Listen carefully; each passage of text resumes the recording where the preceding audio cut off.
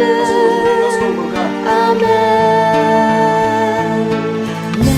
L'Esprit Saint et l'épouse fidèle disent viens, c'est le cœur qui appelle. Viens, Jésus.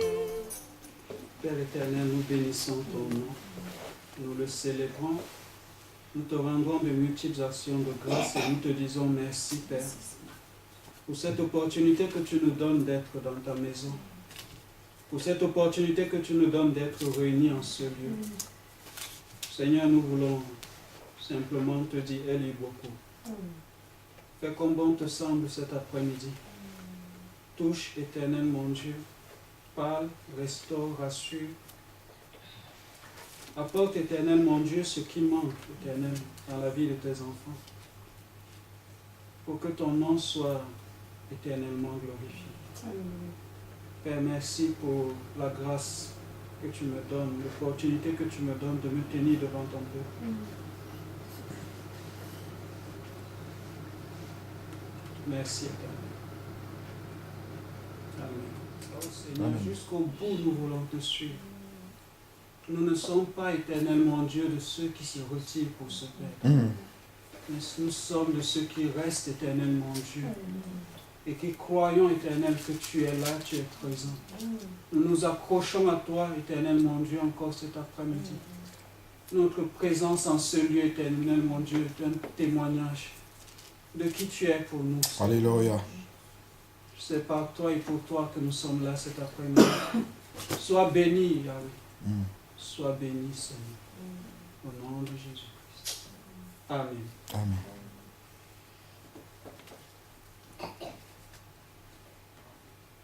Nous allons ouvrir notre Bible dans le livre de Daniel.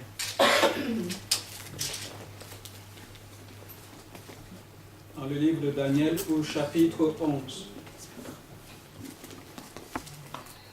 Daniel chapitre 11 et nous allons lire à partir du verset 32.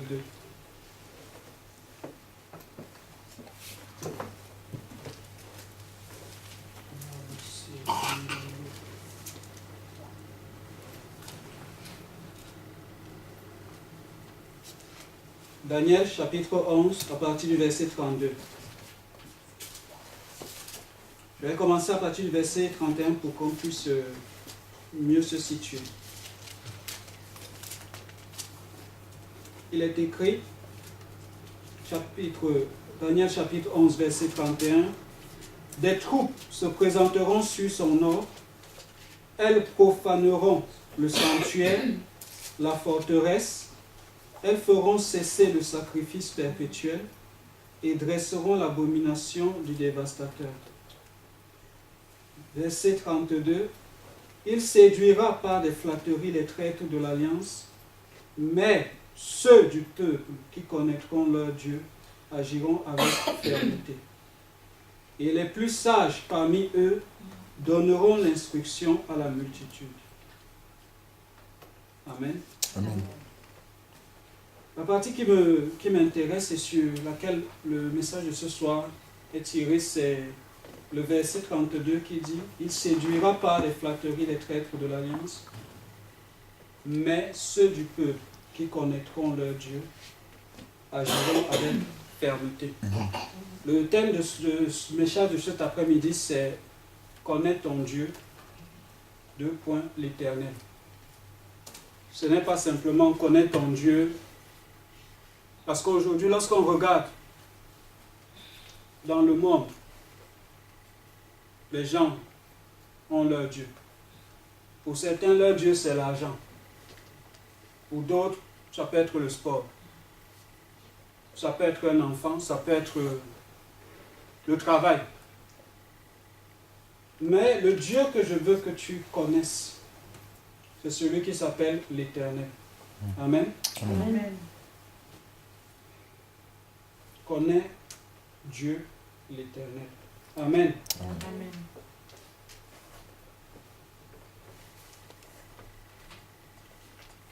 Dans le livre de Jean, chapitre 3, verset 16, il est écrit « Car Dieu a tant aimé le monde qu'il a donné son Fils unique, afin que quiconque croit en lui ne périsse point, mais qu'il ait la vie éternelle. Amen. Amen. Vous connaissez tous ce passage, n'est-ce pas? Car Dieu a tant aimé le monde qu'il a donné son Fils unique, afin que quiconque croit en lui ne périsse point, mais qu'il ait la vie éternelle. En d'autres termes, Dieu t'a tant aimé qu'il a donné Christ dans le but qu'en croyant en Christ, tu aies la vie éternelle. Amen. Amen. Et lorsqu'on continue toujours dans ce livre de Jean, on va dans le chapitre 17 au verset 3. Le Seigneur nous dit ceci. Or, la vie éternelle, c'est qu'ils te connaissent, toi, le seul vrai Dieu, et celui que tu as envoyé. Amen. Amen. Certaines personnes pensent que quand on dit la vie éternelle, ça veut dire vivre éternellement. Ce n'est pas ça. La vie éternelle, comme c'est défini dans ce verset du chapitre 17, verset 3, c'est de connaître Dieu. Donc Dieu, en envoyant son Fils, c'était dans le but non seulement de nous sauver, mais de nous donner la capacité, de nous donner la possibilité de le connaître. C'est très important. Pourquoi c'est important de connaître Dieu? Aujourd'hui, beaucoup de personnes parlent. Beaucoup de personnes parlent de Dieu. Beaucoup de personnes parlent au nom de Dieu. Beaucoup de personnes disent des choses.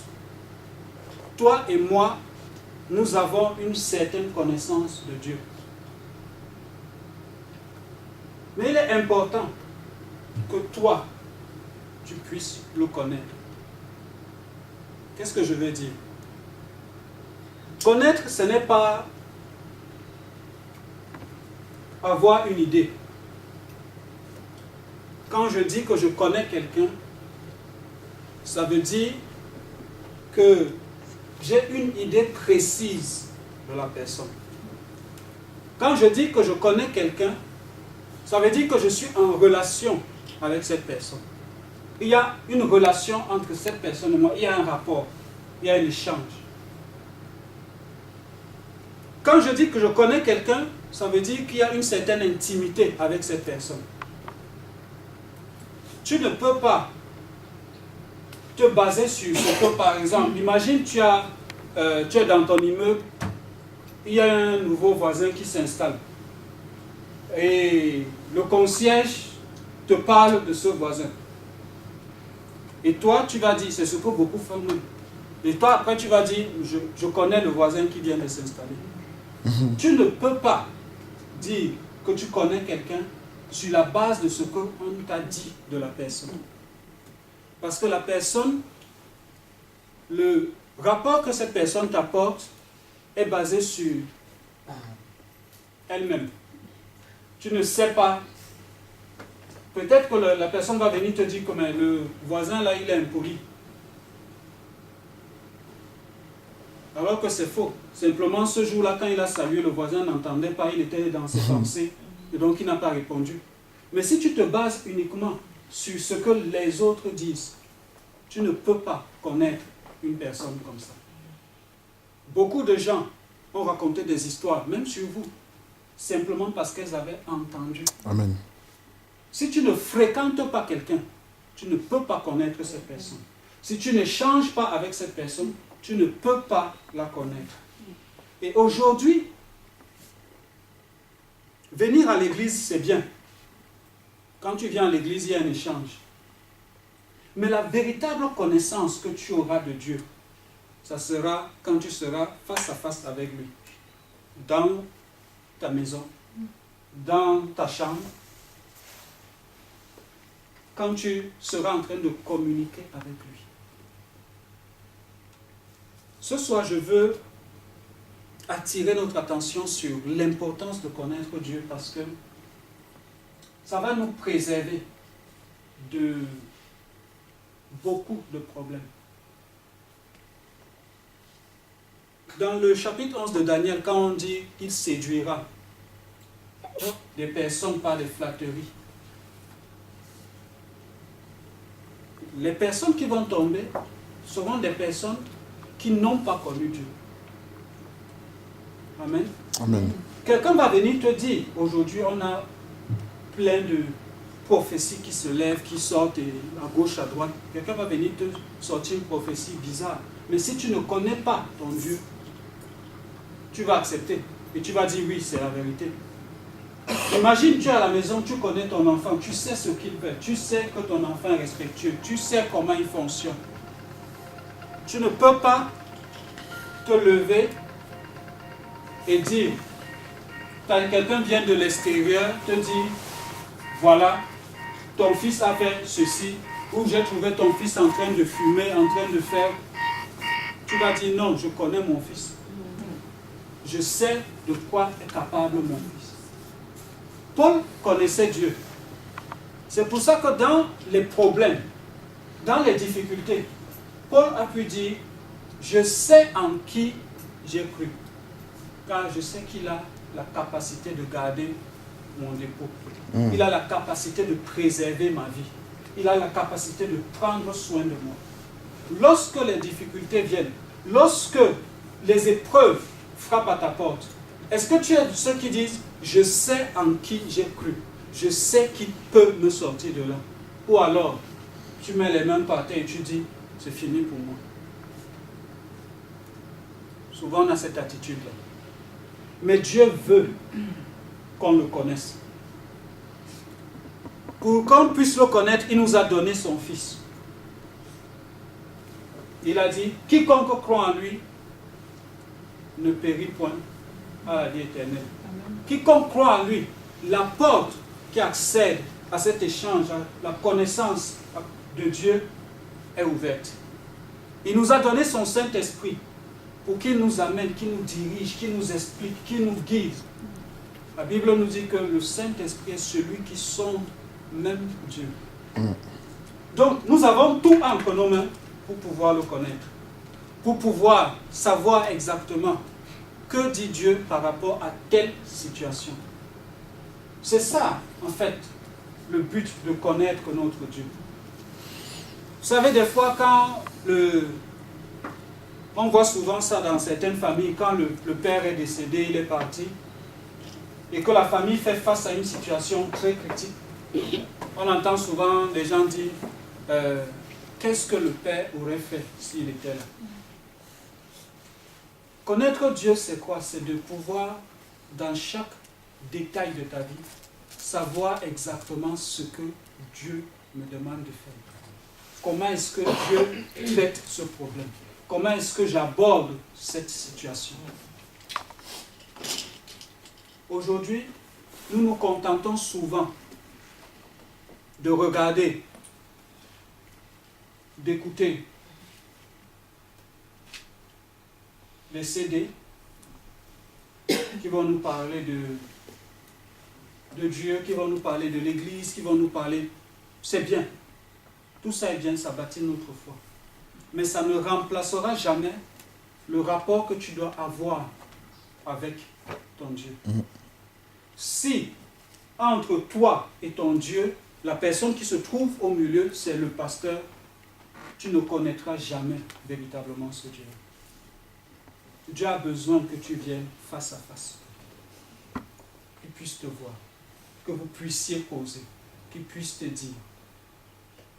À des moments, c'est vrai, tu as besoin de quelqu'un pour t'aider, tu as besoin de quelqu'un pour te guider, mais il est important qu'un jour, tu puisses te tenir. Comme un enfant, quand il apprend à marcher, tu le soutiens. Et le jour où l'enfant peut se lever tout seul et commencer à marcher, tu applaudis. Tu es dans la joie. Dieu nous appelle à grandir, même dans sa connaissance. On ne peut pas se contenter du peu. C'est comme si tu as un manguier. Tous les jours, tu as ton voisin qui va cueillir et en passant, il te donne une mangue. Et tu te réjouis de ça. Pourtant, le manguier est accessible.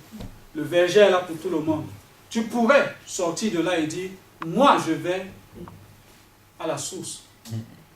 Dieu veut qu'on vienne à la source. Amen. Amen. Pour ça, il a tout fait. On ne pourra pas dire que je n'ai pas eu la chance.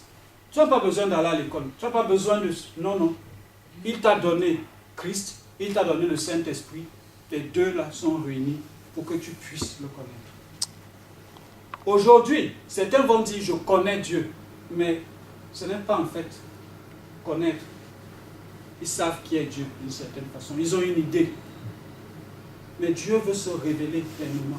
Il veut qu'il y ait un rapport. Il veut discuter avec toi. Il veut parler avec toi. Il veut t'écouter. Il veut te dire voici le chemin. Marchez-y. On va aller dans la Bible. Toujours dans le livre de Daniel. Dans le chapitre 3, verset 7. On va lire l'histoire de 3 jeunes qui connaissaient leur Dieu.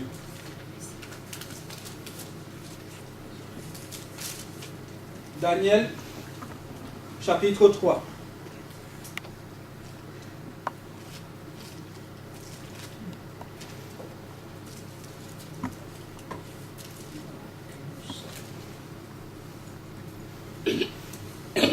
Daniel, chapitre 3.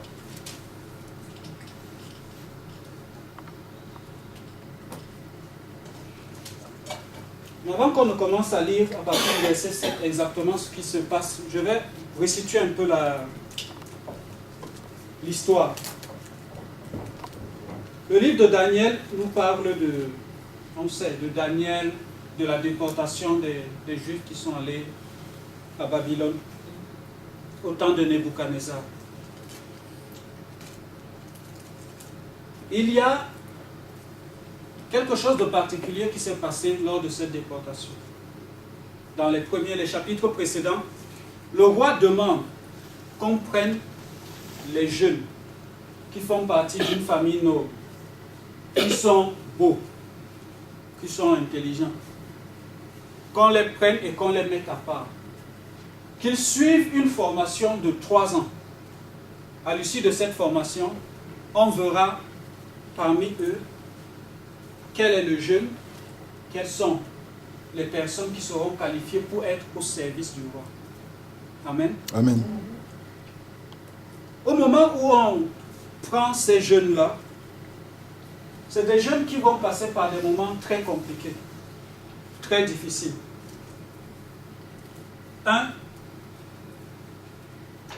On les sort de leur cadre habituel. Ils quittent leur pays, ils quittent la maison de leur père, ils quittent là où ils ont toujours été, là où ils ont toujours fonctionné, pour se retrouver dans un pays étranger. Mais ils ne vont pas là-bas en touriste. Parce que si c'était encore en touriste, ils allaient être contents. On allait dire, waouh, c'est bien. Non, une fois qu'ils arrivent là-bas, ils sont esclaves. Amen. Amen. Ils sont en esclaves. Ils sont là-bas en tant qu'esclaves et on ne les garde même pas dans leur famille, on les sépare de leur famille. Donc c'est des jeunes qui passent par des moments pas évidents. Pas évidents du tout. Comme tu peux te retrouver dans des situations vraiment compliquées. Vous connaissez des situations où tu pries, mais la chose ne fait que s'aggraver. Tu te demandes qu'est-ce qui se passe. Est-ce que tu es en train de mal prier? Est-ce que tu es en train de faire quelque chose de pas bien? Est-ce que Dieu est encore présent? Est-ce qu'il est encore vivant? Tu continues à prier, mais ta situation semble continuer à s'aggraver. C'est un peu comme ça que ces jeunes. On les amène en déportation, ils sont esclaves, on les sépare de leur famille. Mais on ne va pas s'arrêter là. Ce qu'on va faire, on va toucher. Ils vont aller encore plus loin. Ils vont toucher à l'identité de ces jeunes-là. Qu'est-ce qu'ils vont faire? Ils vont changer les noms de ces jeunes. Et vous savez, le nom est important. Le nom révèle la nature de la personne. Vous allez voir dans la Bible, lorsque Dieu a voulu utiliser des hommes qui avaient des noms bizarres, il changeait ces noms-là. Il les changeait parce que ton nom va te caractériser. c'est pas que je vais indexer qui que ce soit, mais à l'école, par exemple, moi, j'avais remarqué une chose. Tous les gens qui avaient des noms bizarres, quand on interprète ça, vous savez, c'est facile quand on écoute les noms européens, on sait ce que ça veut dire, c'est facile. Mais dans les dialectes, les noms cachent souvent des choses terribles. Ça cache des choses terribles. Et vous allez remarquer bizarrement des gens qui ont des noms étranges ont une vie étrange, ont une vie bizarre. Vous allez, je ne sais pas ce qui motive souvent certains parents, ils vont donner le nom de la mort à leur enfant, le nom de souffrance, le nom de... Vous les connaissez. Quand on les prononce, même dès que quelqu'un se présente, tu sursautes. C'est des noms qui, en fait, attirent la malédiction dans la vie de la personne. Chaque fois que tu prononces le nom de la personne, c'est comme si tu es en train de maudire la personne. Donc ces jeunes avaient leur nom, on leur avait donné des noms. La Bible nous parle de... Ils sont 4. Les 4 dont la Bible nous parle, le livre de Daniel nous parle véritablement. On a Daniel. Daniel veut dire quoi? Dieu est mon juge. Daniel. Dieu est mon juge. Anania, c'était l'autre. Ça veut dire Dieu est miséricordieux. Michaël veut dire qui est ce que Dieu est. Et Azaria veut dire l'Éternel a secouru. Voilà les noms que ces enfants-là portaient. Donc on peut dire qu'au départ ils étaient déjà bien partis. Qui est ce que Dieu dit qu'il est? Dieu a secouru. Dieu est mon juge. Ça c'est beau, c'est magnifique. Mais quand ils arrivent dans ce pays-là, on change leur nom. Daniel qui voulait dire Dieu est mon juge, on va commencer à l'appeler Belshazzar, qui veut dire qu'il protège sa vie. Anania qui veut dire Dieu est miséricordieux, on va l'appeler Shadrach, qui veut dire un grand scribe. Michaël qui veut dire qui est ce que Dieu est, on va l'appeler Meshach, invité du roi. Et Azaria, Éternel a secouru, on l'appelle Abed-Nego, serviteur de Nego. Et il faut comprendre que Nego, ça vient du dieu Nebo, donc serviteur d'un dieu païen. Alors qu'au début, il s'appelait l'Éternel a secouru. Donc en changeant les noms de ces enfants-là, on s'attaque à leur destinée. On s'attaque à leur personne. On s'attaque vraiment. C'est-à-dire, pour eux, on ne pouvait pas aller plus loin que ça. On s'attaque. Et ces enfants pouvaient à ce moment-là dire, ok, c'est bon, de toutes les façons, c'est fini pour nous. Déjà qu'on nous a donné les noms babyloniens, donc ça va, il n'y a plus de... On va se conformer aux autres. Mais, rappelons-nous que dans les premiers chapitres, on nous a dit, le roi a demandé de prendre des jeunes. Il n'y avait pas que ces 4-là. Mais pourquoi est-ce que dans ce livre, on ne nous parle que de ces 4? C'est parce que ces 4 ont fait quelque chose de différent. Ils ne se sont pas conformés à ce qu'ils ont trouvé.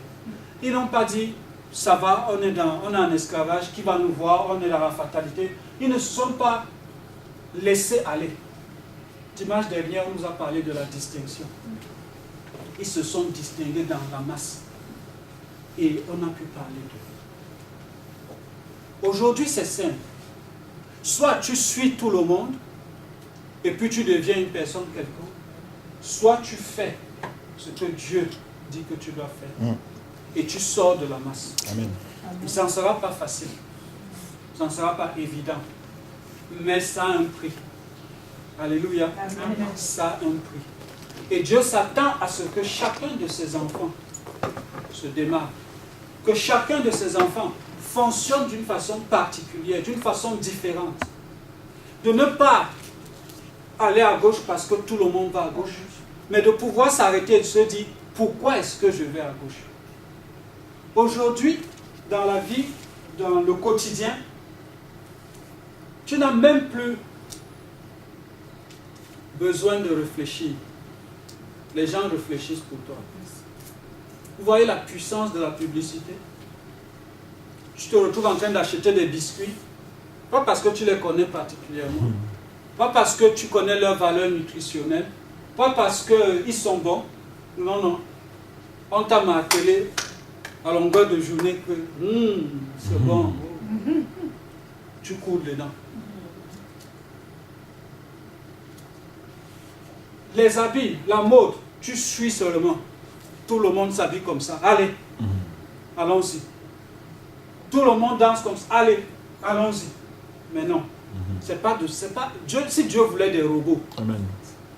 il ne nous aurait pas donné ce que l'homme a de plus cher, qui est le libre arbitre. Tu peux décider. Dieu ne veut pas des robots. Si Dieu vient te demander pourquoi, ma fille, pourquoi tu manges ça, tu vas lui dire quoi? J'ai vu la publicité là qui disait que c'est pas mal.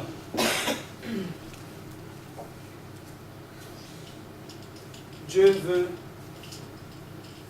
des personnes qui sont fermes. Amen. Amen. Des personnes qui sont fermes, des personnes qui ne se laissent pas séduire. Je ne dis pas que la publicité n'est pas bien, c'est bien, ça nous informe sur certaines choses.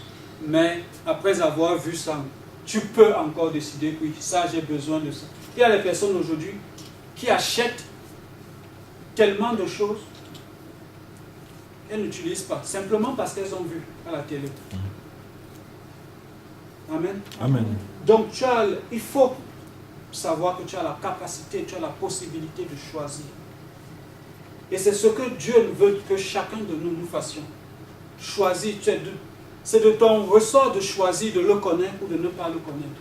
De le connaître ou de décider que bon, moi je vais me contenter de ce qu'on me donne, de ce que les autres disent. Tu as besoin en fait d'avoir une conviction personnelle. Tu as besoin de ça. Si tu n'as pas une conviction personnelle, la flatterie, la séduction va venir balayer ça. Si tu n'as pas une conviction personnelle de qui est ton Dieu, tu vas te retrouver à terre facilement. Si tu n'as pas une conviction personnelle de ce que Dieu attend de toi, tu feras ce que les hommes attendent de toi. Et c'est dangereux. Parce que nulle part dans la Bible, il n'est écrit « Tel connaît les plans que j'ai formés sur toi ». Il a dit « Je connais », c'est lui seul. Amen. Amen. Un homme peut avoir l'idée, mais Dieu est celui qui connaît. Parce qu'il sait avec exactitude Amen. là où il t'amène. Amen. C'est important de connaître ce Dieu-là. C'est important de développer des convictions personnelles avec son Dieu. Amen. Amen. Revenons sur nos trois jeunes, donc qui s'appellent maintenant Shadrach, Meshach et Abednego. Donc dans le chapitre 3, on nous dit que le roi a élevé une statue. Et il a dit, au son des instruments de musique, je veux que tout le monde m'adore. Adore, même pas, n'adore pas le roi, hein, mais la statue. N'adore pas le roi, mais la statue. Vous savez, ces jeunes, on les a amenés en esclavage. Ils ont dit, c'est pas grave. On les a séparés de la famille. C'est pas grave. On a changé leur nom. C'est pas grave. Mais là, on leur dit maintenant, agenouillez-vous, adorez une statue. Là, ils disent, non. Non, ça, on ne fera pas. Ne permets pas que la communion que tu as avec Dieu soit détruite. Les gens peuvent t'insulter. Ils peuvent, comme on dit souvent, marcher sur toi, faire ce qu'ils veulent, s'amuser, dire n'importe quoi sur toi, mais ne permets jamais. Ce que tu dois préserver plus que ta vie, c'est cette communion avec Dieu. Amen. Parce que si tu la perds, si tu la brises, alors tu as tout perdu. Tu as tout perdu. La Bible nous dit, à quoi sert-il à un homme d'avoir toutes les richesses, il peut perdre son âme. Amen. Aujourd'hui, beaucoup de gens courent derrière ces richesses et perdent leur âme. Ces jeunes-là, ils ont dit non. Pour ça, on ne discute même pas. Et j'aime bien la façon dont ils ont répondu au roi. Amen. Amen.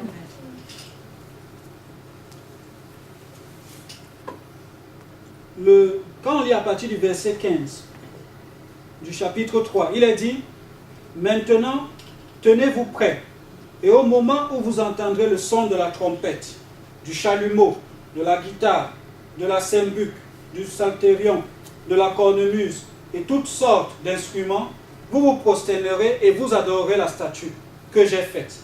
Si vous ne l'adorez pas, vous serez jetés à l'instant même au milieu d'une fournaise ardente. Et quel est le Dieu qui vous délivrera de ma main? C'est ce que le roi a dit à ces gens. Et les jeunes répondent. Shadrach, Meshach et Abed-Nego répliquèrent, ô roi Nebuchadnezzar, nous n'avons pas besoin de te répondre là-dessus. Frère, il y a des... Comment on dit? J'ai failli dire palabres, mais pas palabres. Des échanges, des discussions dans lesquelles tu rentres. Souvent, quand tu sors, toi-même tu es fatigué, tu te demandes pourquoi même je suis. Tu n'as pas besoin de défendre ton Dieu. Il peut se défendre lui. Amen. Hein? Il y a des fois, on rentre dans certaines discussions, tu veux expliquer, machin, tout ça. À la fin, tu es épuisé. C'est comme si on t'a sucé le cerveau. Paul a dit à Timothée, évite les vains discours, les vaines discussions. Il y a certaines discussions, tu n'as pas besoin de discuter, d'entrer dans, de vouloir te justifier. Tu n'as pas besoin. Amen. Amen. Donc les jeunes disent, on ne te répond pas là-dessus, ô roi. Voici notre Dieu que nous servons, que nous délivrer de la fournaise ardente. Ils disent, voici notre Dieu peut nous délivrer de la fournaise ardente. Et il nous délivrera de ta main, ô roi.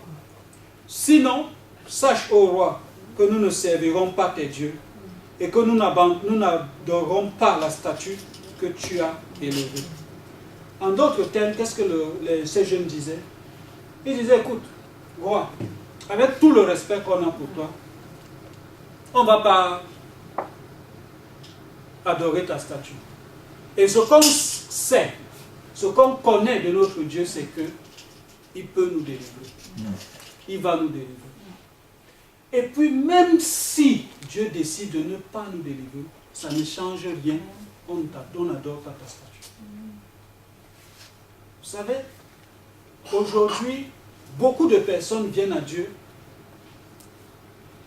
avec une main tendue lui disant, qu'est-ce que tu me donnes pour que je t'adore? Tu veux que je t'adore, donne-moi d'abord quelque chose. Et c'est pour ça que les églises, des fois, se vident. Parce que la personne vient avec une attente précise. Amen. Quand cette attente-là n'est pas satisfaite, elle sort, elle s'en va. Elle va chercher une autre église. Certains même rentrent à la maison et disent que ce Dieu-là, je ne le sers plus. Il se fâche contre Dieu. Où est le problème? Il s'est présenté à Moïse en disant « Je suis ». Ça veut dire qu'il n'a pas besoin de toi pour être Dieu, il est Dieu. Avant que tu ne sois formé, il était déjà Dieu. Donc, ces enfants disent, quel que soit ce qui va se passer, sache que nous n'allons pas faire ce qui est une abomination aux yeux de notre Dieu. Nous allons adorer uniquement notre Dieu. Amen. Amen. Amen. C'est très important. C'est une preuve de fermeté. On lit cette histoire, on dit ouais, alors, mais ils étaient devant un roi, dans un pays étranger. Ce n'était pas évident pour eux de dire, de tenir ce type de langage. Et si le roi s'adresse à ces trois-là, ça veut dire que parmi tout le peuple qui était amené en déportation, beaucoup s'étaient déjà agenouillés pour adorer cette statue. La majorité des personnes avaient fait ce que le roi demandait. Mais eux, ils ont dit non. Parce qu'ils connaissaient leur Dieu. Ils savaient que leur Dieu, ils ne servent pas un Dieu qui ne peut ni parler, ni agir. Mais ils servent un Dieu qui est capable. Amen. Est-ce que tu sais que le Dieu que tu sers est capable? Amen. Il est capable. Il est encore capable aujourd'hui de te sortir des pires situations dans lesquelles tu te trouves. Ces jeunes ont simplement fait une chose. Faire confiance à Dieu. Ils le connaissaient. Amen. C'est triste et c'est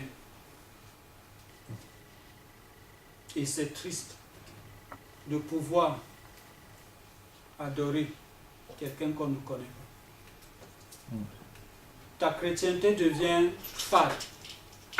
Elle n'a pas de valeur, elle n'a pas de sens. Jésus est venu, il a dit à la Samaritaine, vous adorez ce que vous ne connaissez pas. Aujourd'hui, beaucoup d'enfants de Dieu ne connaissent pas qui est leur Père. Beaucoup d'enfants de Dieu fonctionnent comme des orphelins. Pourtant, ils ont un Père. Beaucoup d'enfants de Dieu souffrent aujourd'hui d'une chose, de la crise d'identité. Ils ne savent pas qui ils sont. Ils ne savent pas qui ils sont. Pourquoi? Simplement parce qu'ils ne savent pas. Ils ne connaissent pas de qui ils viennent. Ils ne connaissent pas qui est leur Père. Amen. Amen. Amen. C'est important. Dieu veut que nous le connaissions. Il veut. C'est très très important, mes frères. Qu'est-ce qui s'est passé? On a chauffé la fournaise ardente cette fois. On a pris, on a lié ces jeunes, on les a portés pour les jeter dans la fournaise. Les personnes qui les ont jetés sont mortes. Elles ont été brûlées parce que la fournaise était trop chaude. Et le roi est surpris parce qu'il regarde au milieu de la fournaise. Il voit 4 personnes en bon état, en train de se balader. Et il appelle ces gens, ces sujets, leur demande, n'avons-nous pas jeté 3 personnes?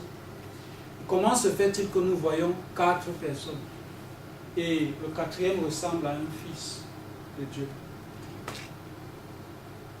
Amen. Amen. Quand on lit une histoire comme ça, on dit, waouh, c'est beau, hein? C'est magnifique. Ça me rappelle les contes de Mamadou et Binita. Mais ces jeunes-là, quand on les avait portés, ils ne savaient pas ce qui allait se passer. Au moment où on les a balancés, ils ne savaient pas ce qui allait se passer. La Bible ne nous le dit pas. Peut-être qu'un, il criait, waouh, waouh, et puis les autres, mais arrête de crier. C'est bizarre, ça ne chauffe pas. Tu as déjà vu ça, tu sautes, tu crois que tu es en train de tomber, waouh! Après tu te rends compte, d'accord, je suis déjà donc je n'étais même pas haut. Mais est-ce que vous pouvez imaginer qu'est-ce qu'ils ont pu vivre entre le moment où on les a portés et le moment où ils ont été balancés, le moment où ils ont vu le miracle de Dieu? Ça a été la période la plus intense de tout ce qu'ils ont pu vivre. C'est-à-dire, à ce moment-là, même ton rythme cardiaque s'accélère. On ne sait pas à quoi est-ce que ces jeunes ont pensé. Mais, gloire soit rendue à Dieu, parce qu'il a accompli le miracle. Il a accompli le miracle pour ces jeunes. Et qu'est-ce qui se passe après? Quand on lit la suite de cette histoire du chapitre 13, pardon, du chapitre 3, à partir du verset 24, c'est le roi qui prend la parole. Il dit, Alors le roi Nebuchadnezzar fut effrayé et se leva précipitamment. Il prit la parole et dit à ses conseillers, n'avons-nous pas jeté au milieu du feu 3 hommes liés? Il répondit au roi, certainement au roi. Et il reprit, il dit, eh bien, je vois 4 hommes sans lien qui marchent au milieu du feu et qui n'ont point mal. Le feu qui vient de tuer ceux qui se sont juste approchés. Vous savez, notre Dieu est bon. Ce que les gars ont oublié, c'est que Dieu, quand il se présente, il dit, je suis un feu dévorant. Amen. Amen. Donc, tu peux chauffer 7 fois, lui, il chauffe plus. Il chauffe encore plus. Au point où son feu brûle ton feu. Amen. Amen. Nous avons un grand Dieu. Amen. Nous avons un grand Dieu. Yes. Il dit, eh bien, je vois 4 hommes sans lien, qui marchent au milieu du feu et qui n'ont point mal. Et la figure du 4e ressemble à celle d'un fils des dieux. Ensuite, Nebuchadnezzar s'approcha à l'entrée de la fournaise ardente. Prenant la parole, il dit, Shadrach, Meshach, Abednego, son langage change. Shadrach, Meshach, Abednego, serviteurs du Dieu suprême. Il y a quelques minutes encore, il disait, je vais voir quel est le Dieu qui va vous sauver. Maintenant, il dit que c'est le Dieu suprême. Amen. Sortez et venez. Shadrach, Meshach et Abednego sortirent du milieu du feu. Les satrapes, les intendants, les gouverneurs, les conseillers du roi s'assemblèrent. Ils virent que le feu n'avait eu aucun pouvoir sur leur corps. Sur le corps de ces hommes, que leurs cheveux n'avaient pas été brûlés, que leurs caleçons n'étaient point endommagés et que l'odeur du feu ne les avait même pas atteints. Nebuchadnezzar prit la parole et dit, béni soit le Dieu de Shadrach, de Meshach et d'Abednego, lequel a envoyé son ange délivrer ses serviteurs, qui ont eu confiance en lui, et qui ont violé l'ordre du roi et livré leur corps plutôt que de servir et adorer aucun autre Dieu que leur Dieu. Voici maintenant l'ordre que je donne. Tout homme, à quelque peuple, nation, langue qu'il appartient, qui parlera mal du Dieu de Shadrach, Meshach et Abednego, sera mis en pièces, et sa maison sera réduite en un tas d'immondices, parce qu'il n'y a aucun autre Dieu qui puisse délivrer comme lui. Amen. Amen. Vous savez, aujourd'hui, dans le monde, on se moque de notre Dieu. On se moque de notre Dieu. Les gens s'amusent, le caricaturent, disent ce qu'ils veulent. Pourquoi? Simplement parce qu'ils voient la façon dont on agit, la façon dont le chrétien agit, la façon dont le chrétien fonctionne. Il n'a aucune crainte. Si toi-même, enfant de Dieu, toi qui connais Dieu, tu n'as pas la crainte de Dieu, ne t'attends pas à ce que le païen puisse avoir cette crainte-là. Imaginez un peu à la fin de cette journée-là, si c'était l'époque où Jésus était déjà venu, tout le royaume se serait converti. Sans qu'il n'ait évangélisé, sans qu'il n'ait ouvert et dit donne ta vie à Jésus, non. Simplement par leur prise de position. Amène l'autre. C'est-à-dire, ce que je veux que vous compreniez, c'est donne à Dieu l'occasion de se révéler à ceux qui ne te connaissent pas. Amen. Donne à Dieu cette occasion. Des fois, on va dire, oui, dans ma maison, surtout quand tu es le seul qui prie, oui, on me méprise chez moi. Quand je commence à prier, on dit, voilà, celui-là a encore commencé. Mais pourquoi est-ce que les gens disent ça? Est-ce qu'ils ont déjà vu ton Dieu à l'œuvre? Je vous assure que quand on voit ton Dieu à l'œuvre, les gens qui habitent même pas dans ton quartier viennent te chercher le jour où il y a un problème. Ils viennent te chercher. Amen. Parce qu'ils savent que tu as la solution. Je me souviens à une époque, dans une société où je travaillais, j'évangélisais beaucoup. Et il y avait des personnes qui se moquaient, qui aimaient se moquer, mais là, ah, mon fils, laisse ça. Nous tous, on a fait ça, laisse. Tu vas te fatiguer, laisse. Mais vous savez ce qui était marrant? C'est que quand ces personnes-là se retrouvaient dans des problèmes, qu'il fallait prier, non, elles n'allaient pas avec les gens avec qui elles allaient boire d'habitude. Non, elles venaient me chercher que mon fils. Yes. Il y a quand même ça là. Yes. Donc, pour vous dire quoi, le monde nous observe. Les païens nous observent. Ceux qu'on traite même de païens connaissent pour la plupart la Bible plus que nous.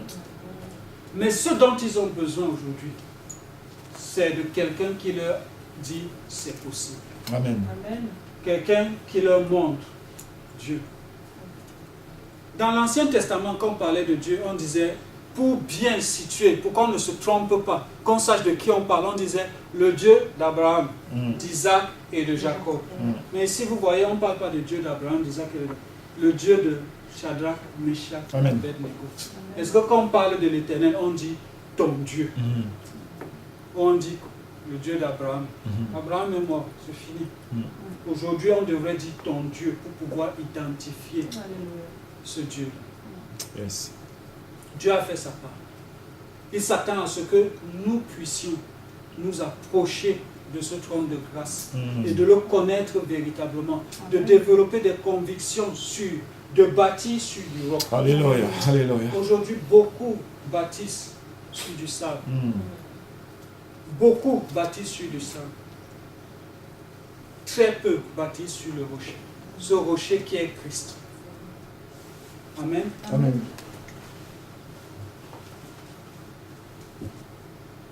La connaissance que tu as de Dieu va t'amener à développer certaines choses dans ta vie qui sont importantes. Quand on regarde ces jeunes, le roi lui-même, il a dit, ils ont eu confiance. La confiance. Beaucoup de gens utilisent, quand on parle de la foi, on va définir la foi comme la Bible l'a définie. C'est la ferme assurance des choses. On espère la démonstration de ce qu'on veut. Mais en un mot, c'est quoi la foi? C'est la confiance en Dieu. Je lui fais confiance. Ils ont fait confiance. Même si on meurt, il n'y a pas de problème. Il n'y a pas de problème, ce n'est pas grave. La vie ne s'arrête pas ici. Nous qui sommes chrétiens, nous fonctionnons encore aujourd'hui comme si la vie s'arrêtait ici. Alors qu'il y a plus grand. Le visible est plus grand que le visible. Mais nous nous accrochons au visible et nous rentrons dans des compromissions qui ne nous aident pas. Mais lorsque tu connais Dieu, ça va développer ta foi. Amen. Amen. Ça va développer ta foi. Ça va t'amener à développer la crainte de l'Éternel. Amen. Amen. Cette attitude respectueuse que tu auras envers Dieu. La connaissance que tu as de Dieu va t'aider. Si tu ne connais pas grand-chose de lui, tu n'auras pas une grande crainte. Prenons un exemple terre à terre. Quand tu sais quelle est la quantité du courant qui sort d'une prise, tu ne branches pas ton appareil n'importe comment. Vous imaginez si tu as une prise où tu as de la haute tension qui arrive, quand tu vas brancher, tu vas prendre toutes les précautions. Mais quand c'est nos petites prises là qu'on maîtrise déjà, la lumière éteinte même, tu branches. Qu'est-ce que je veux dire par là? Quand tu sais de quoi ton Dieu est capable, automatiquement, ça te calme, ça te rassemble. Bien qu'il soit ton Père, tu ne peux pas te permettre n'importe quoi. Tu ne peux pas te permettre n'importe quelle attitude. Tu ne peux pas te permettre de prendre n'importe quel genre de position. Tu ne peux pas fonctionner n'importe comment lorsque tu le connais. Ésaïe a vu simplement le trône. Il a dit, je suis mort.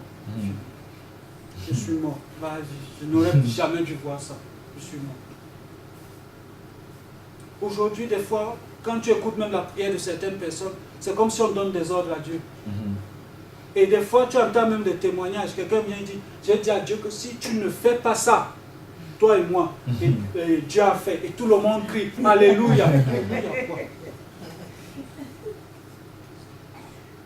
Vous, à la maison, parents, ton fils vient te parler comme ça. L'autre côté, en Afrique, c'est le pilon que tu vas recevoir sur le terre. Parce qu'ils ne connaissent pas Dieu.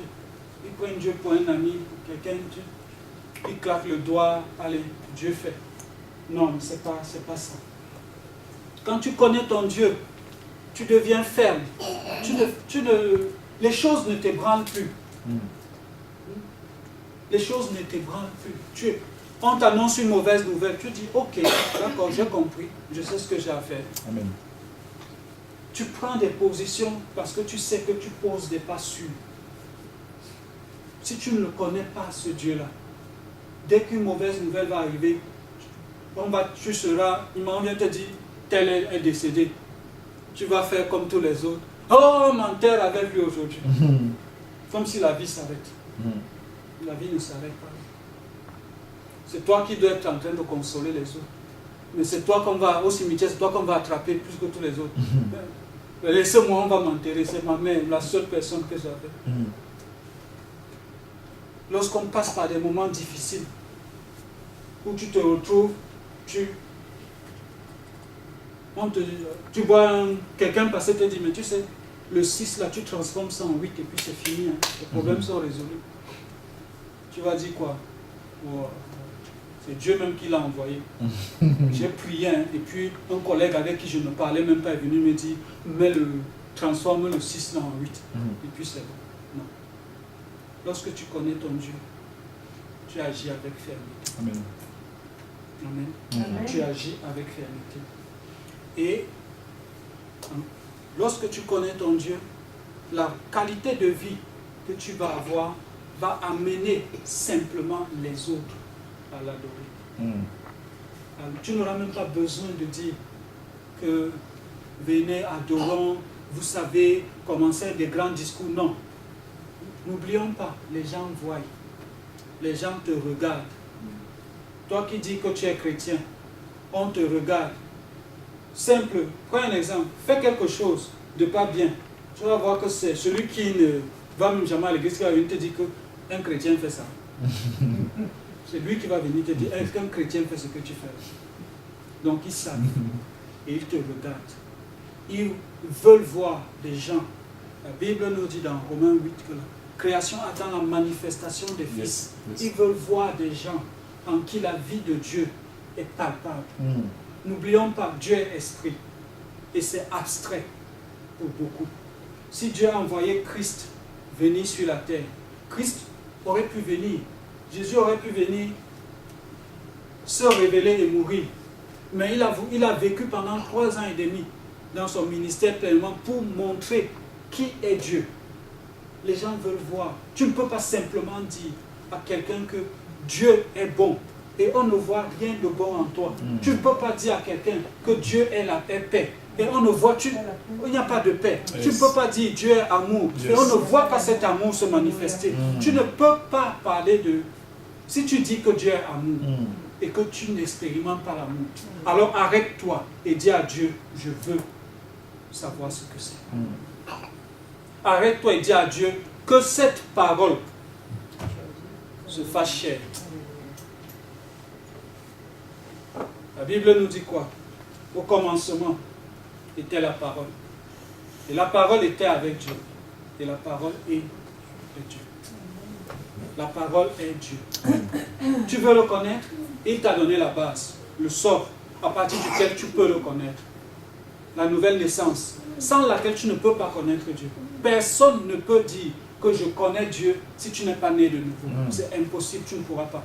Vous ne pourrez pas avoir de rapport. Il t'a donné la nouvelle naissance, tu es né de nouveau, gloire à Dieu, c'est bon. Tu n'as pas fait grand-chose. Le Saint-Esprit est venu en toi, excellent. Toutes les bases sont réunies. Tout est réuni pour que tu puisses donc expérimenter cette connaissance de ton Dieu. Qu'est-ce que tu as fait? Sa parole. Il est sa parole. si tu ne lis pas, si tu ouvres seulement ta Bible quand on te dit de l'ouvrir, tu ne le connaîtras pas. C'est impossible. Tu dois te discipliner et te dire, je dois lire ma Bible, je dois découvrir qui est Dieu.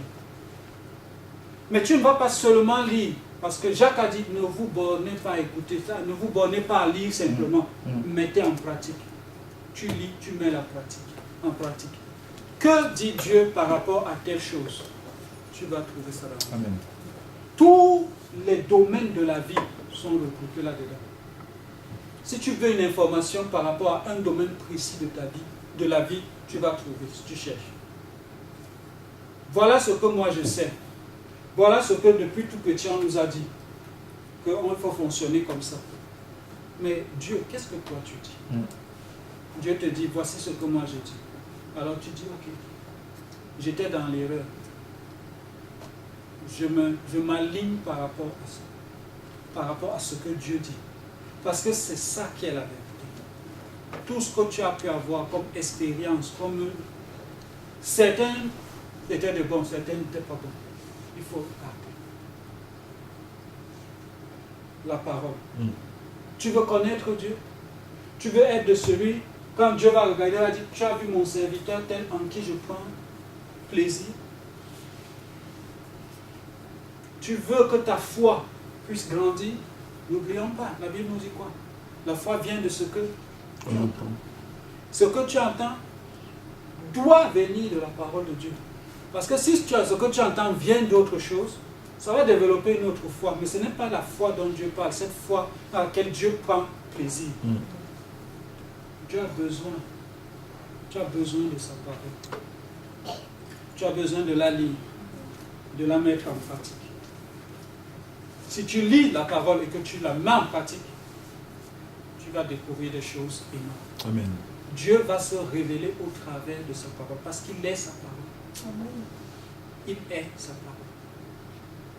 Aujourd'hui, arrêtons de fonctionner comme des gens qui ne savent pas où ils vont. Des gens qui ne savent pas qui est leur Dieu. Cherchons à le connaître. Cherchons à découvrir davantage. Remplissons-nous de ce Dieu.